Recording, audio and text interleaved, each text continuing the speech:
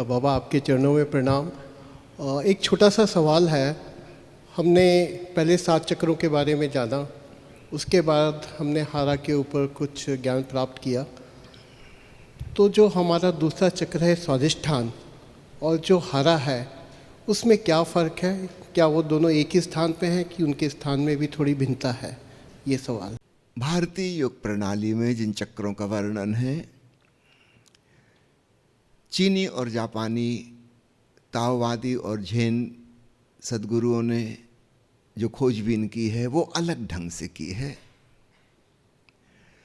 तांडेन और हारा शब्द उन देशों से आता है, उनकी साधना अलग प्रकार की रही है। हारा की साधना हमारे देश में नहीं हुई है, इसलिए यह शब्द हमारे लिए नया है। तांडेन शब्द भी हमारे लिए नया है।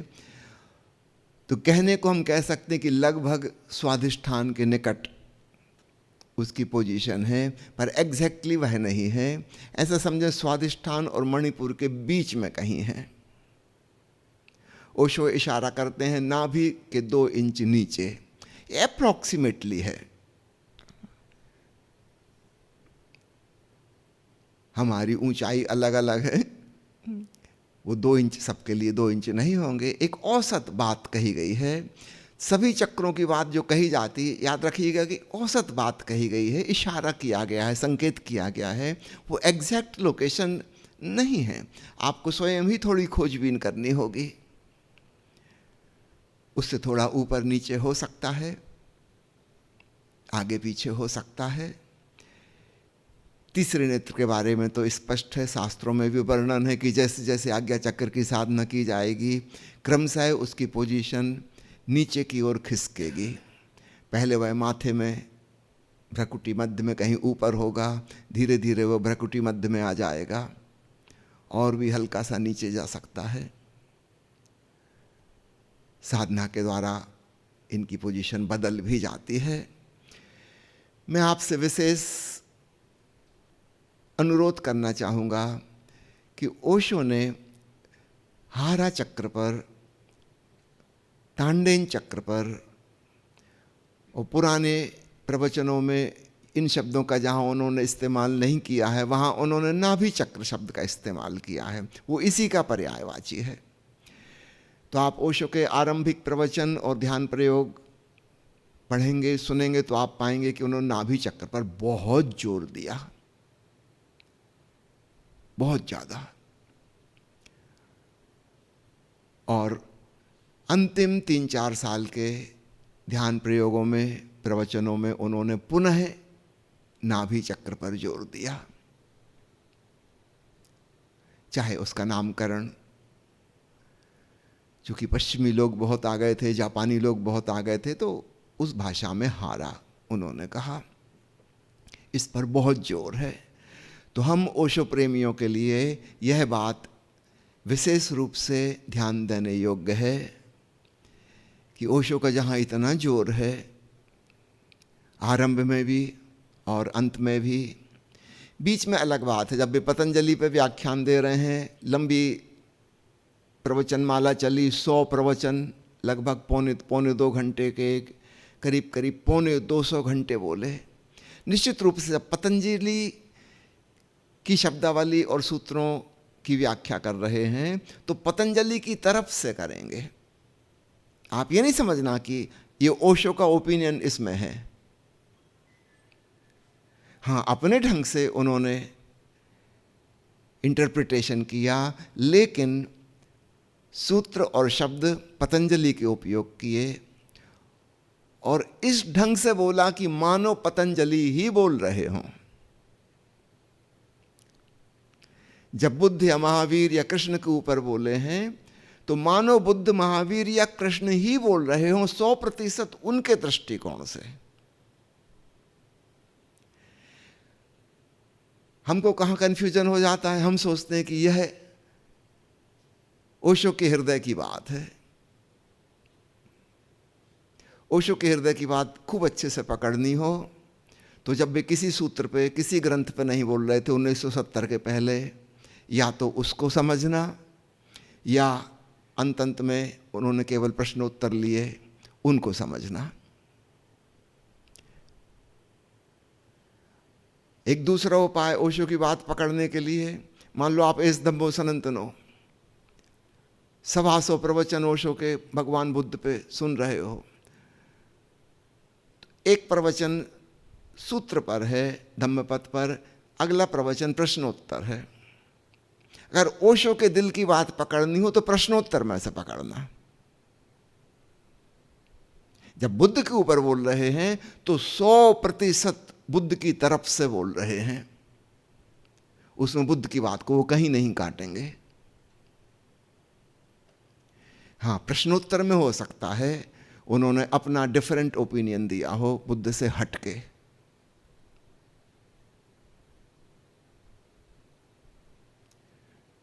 ढाई हजार साल बीत गए, मनुष्य बदल गया, उसकी समस्याएं बदल गईं। वो पुराना समाधान जरूरी नहीं कि हमारे काम का हो।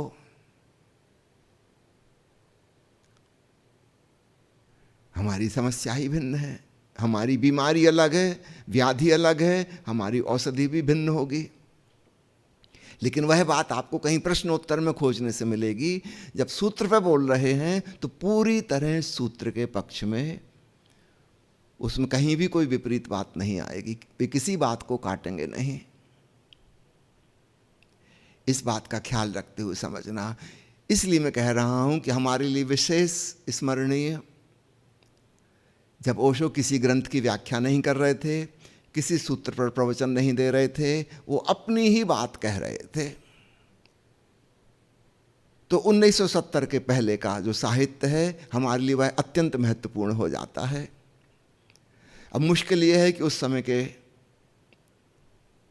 ऑडियो प्रवचन उतनी अच्छी आवाज़ में नहीं है। उस समय ऑडियो रिकॉर्डिंग की फैसिलिटी बहुत अच्छी नहीं थी।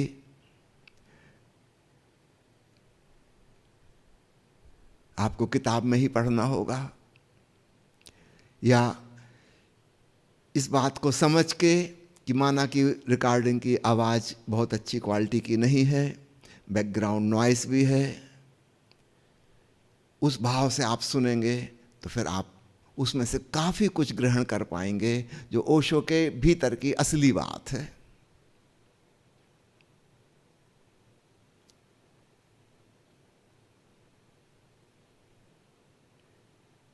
अंतिम 3 सालों में जो प्रवचन मालाएं हुई हैं, उनमें जो प्रश्नोत्तर हैं, इसको भी मैं नंबर 2 पे रखूंगा, क्योंकि इसमें प्रश्न पूछने वाले पे निर्भर है कि ओशो क्या उत्तर देंगे। वो कौन पूछ रहा है, क्या पूछ रहा है, वो किस चेतना के स्तर पर है, उसे क्या कहा जा सकता है, समझाया जा सकता है, वही बात कहेंगे।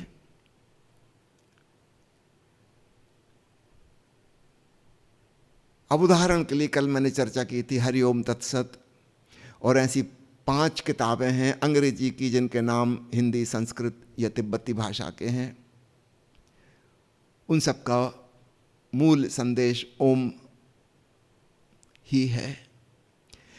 तो पहला प्रश्न पहले प्रवचन में तो औपचारिक सवाल है कि भगवान, आज आपने प्रवचन माला का शीर्षक चुना है हरि ओम तत्सत, इसका क्या भावार्थ है। यह तो किसी साधक का जिज्ञासा वाला सवाल नहीं, ये तो एक औपचारिक सवाल है प्रवचन माला की स्टार्टिंग में। अब हैरानी की बात है, 1 महीने तक ओशो बोलते रहे, दोबारा किसी ने कुछ नहीं पूछा अनाहत नाथ के बारे में, ओम के बारे में। इसका मतलब सबके सिर के ऊपर से बात निकल गई, किसी को कुछ समझ ही नहीं आया, इसलिए दोबारा कोई प्रश्न ही नहीं उठा। ठीक वही बात अन्य 5 प्रवचन मालाओं की मैं कह सकता हूं, एक भी प्रश्न उस बारे में नहीं है। यानी ओशो ने जिसको इतना महत्व दिया कि अंग्रेजी प्रवचन माला का शीर्षक बनाया, जबकि पुस्तक प्रकाशन के समय ओशो को निवेदन भेजा गया कि कृपया इसका नाम बदल दीजिए, अन्यथा ये किताब बिकेगी नहीं। जरा सोचो, लंदन के एक बुक स्टोर में किताब रखी हरि ओम तत्सत, उसको खरीदेगा कौन जब टाइटल ही समझ में नहीं आ रहा कि ये है क्या। ओशो का नहीं, वह इतना महत्वपूर्ण है कि उसको बदला नहीं जा सकता, वो वही रहेगा। जब ओशो इतना आग्रह कर रहे हैं जिस चीज के लिए, उसके बारे में किसी ने कोई सवाल ही नहीं पूछा, यानी सबके सिर के ऊपर से बात निकल गई, किसी को कुछ पल्ले नहीं पड़ा कि कौन सी महाचोर ध्वनि की बात कर रहे हैं। बहुत निकट रहने वाले लोग, रजनीशपुरम में एक सीरीज चली थी जिसमें केवल उनके पर्सनल फिजिशियन, डेंटिस्ट और एक नर्स, कुल 3 ही लोग थे श्रोता बस। उस समय ओशो अपने बिल्कुल गहरी गहरी बात कह रहे हैं।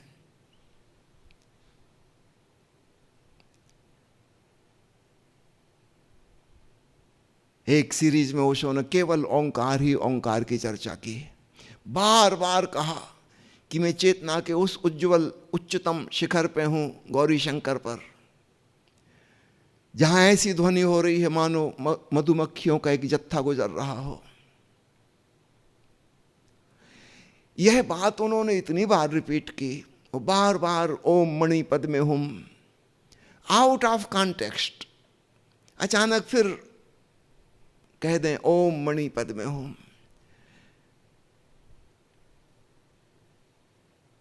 मानो हिमालय का एवरेस्ट है जैसे, वैसा चैतन्य का शिखर है।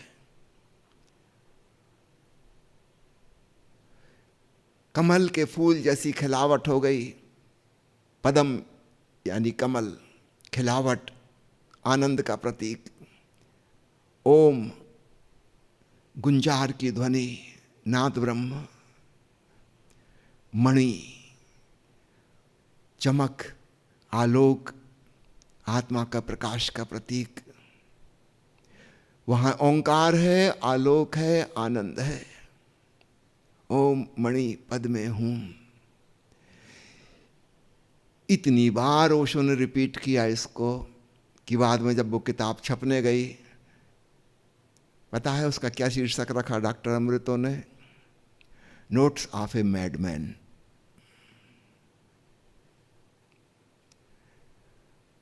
वो ओशो को मैडमैन समझ रहे हैं।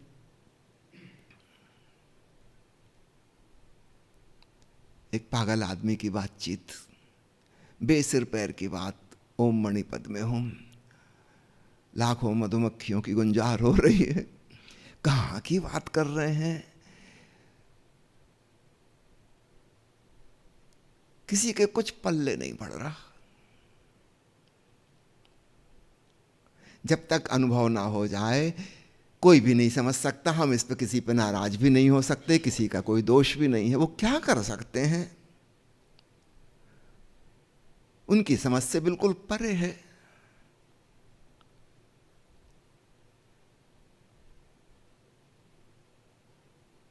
Notes of a madman.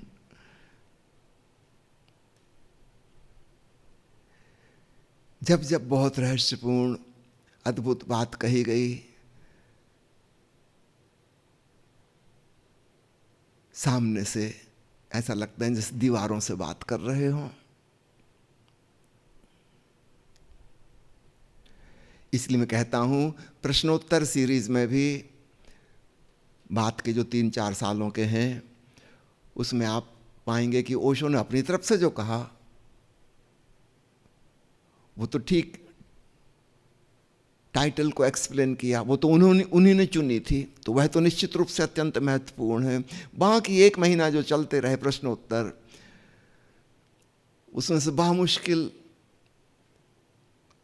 कोई ऐसी प्रश्न या सवाल खड़े किए गए होंगे जिसमें कोई गहरी बात कही जा सके। यद्यपि ओशो कोशिश करते हैं अपनी तरफ से गहरी बात कहने की, लेकिन सामने वाला कितना समझ पाएगा, सुन पाएगा, वो क्या पकड़ पाएगा, बहुत मुश्किल है। और पश्चिमी लोगों के साथ और भी मुश्किल हो गई थी।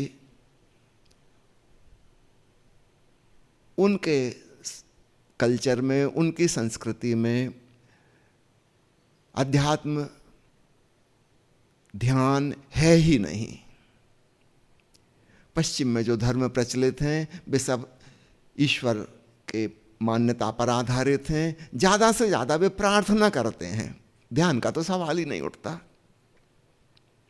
धार्मिक होने का मतलब प्रार्थना करना, ईश्वर में विश्वास करना। भारत में बुद्ध ने, महावीर ने, पतंजलि ने, शिव ने जो दिया है वो ध्यान का खजाना है। किसी काल्पनिक ईश्वर से प्रार्थना करने का कोई सवाल ही नहीं है।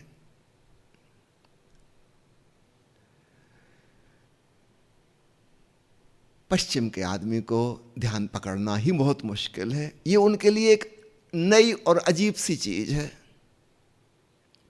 हाँ, कंसंट्रेशन कर सकते हैं, कंटेम्पलेशन कर सकते हैं, ध्यान पकड़ में नहीं आता। बात बिल्कुल सिर पे से गुजर जाती है। और फिर ध्यान का जो भीतर का अनुभव है, ओंकार का, आलोक का, ये शब्द उन्होंने कभी सुने ही नहीं, नेवर हर्ड बिफोर।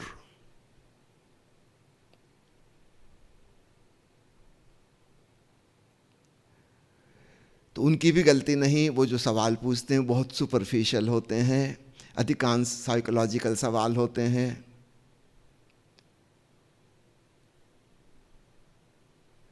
तो साइकोलॉजी की ही फिर बात होगी,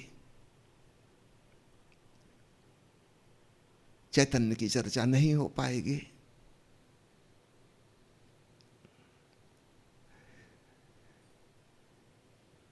आपने हारा के बारे में पूछा है। चलिए, इस कॉन्टेक्स्ट में मैंने यह बात भी कह दी जो सभी के लिए स्मरणीय है। और हमें ओशो के हृदय की असली बात पकड़नी हो तो हमें पुराने साहित्य का अध्ययन मनन अवश्य करना चाहिए। उसमें जो कह रहे हैं ओशो, एकदम जैसा वो कहना चाह रहे थे वही कह रहे हैं।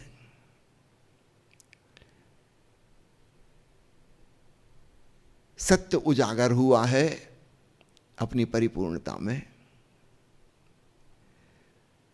हाँ, जब देखा कि लोग नहीं समझ पा रहे तो अब धीरे धीरे कंप्रोमाइज करना पड़ता है।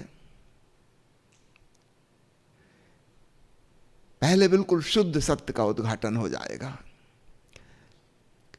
लेकिन जब देखेंगे कि बात बन नहीं रही, किसी के कुछ काम नहीं आ रहा, अब वो अपने स्तर से थोड़ा नीचे आके हमारे लेवल पे हमें समझाने की कोशिश करेंगे। तब भी समझ में नहीं आ रहा तो फिर थोड़े और नीचे आना पड़ेगा, 2-4 सीढ़ी और उतरेंगे, ताकि कुछ कनेक्शन हो सके, कुछ कम्युनिकेशन हो सके।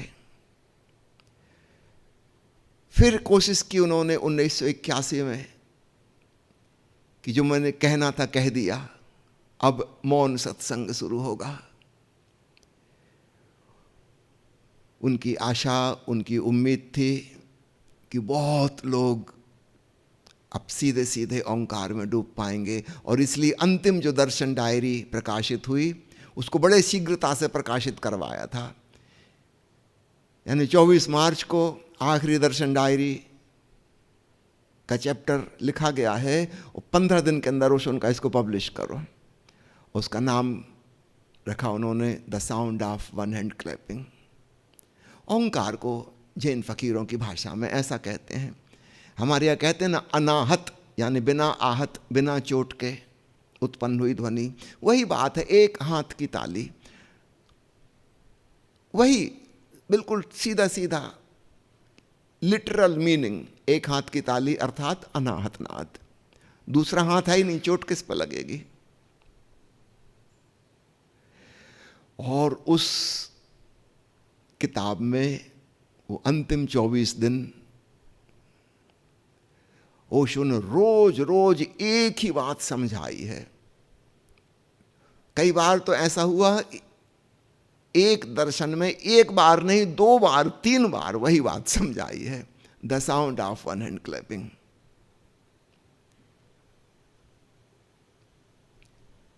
उनकी तरफ से यह आखिरी दर्शन डायरी थी।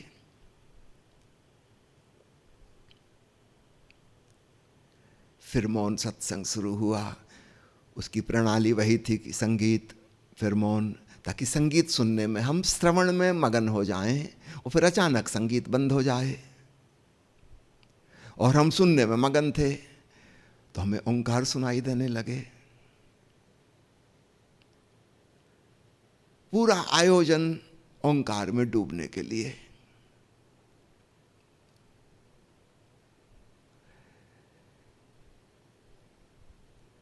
तो चलिए, आपने हारा का सवाल पूछा, किंतु इस बहाने कुछ दूसरी बात भी आज उजागर हो गई जो सभी के काम आएगी।